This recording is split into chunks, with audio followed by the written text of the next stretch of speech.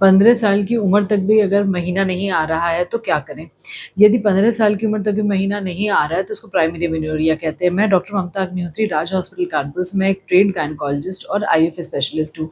अगर महीना 15 साल पे भी नहीं आ रहा है तो इसके कुछ स्पेशल कारण हैं जिनको कि हम लोग इन्वेस्टिगेट करते हैं। जो सबसे पहला और महत्वपूर्ण कारण है वो जेनेटिक या क्रोमोसोमल एब्नॉर्मेलिटी होती है। जैसे कि अगर एक्स क्रोमोसोम में कोई गड़बड़ी हो, जैसे कि एक्स 0 हो, मतलब एक ही एक्स है अगर फीमेल में, तो उसको टर्नर सिंड्रोम कहते हैं, या फिर और किसी तरह से क्रोमोसोम की गड़बड़ी हो तो इनके कारण से भी आगे चल के महीना में गड़बड़ी होती है।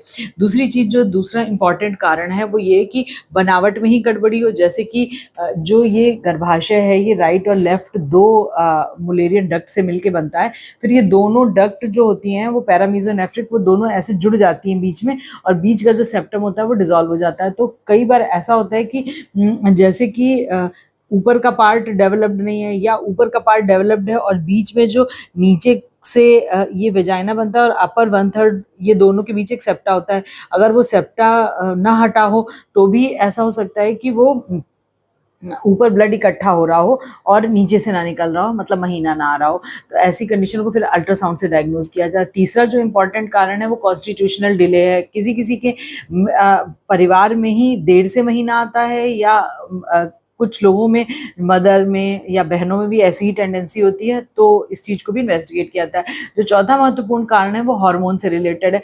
जो भी महीना की प्रक्रिया है ये ब्रेन से कंट्रोल होती है। तो ब्रेन में हाइपोथैलेमस, फिर पिट्यूटरी, फिर ओवेरियन, फिर यूट्राइन एक्सिस होती है।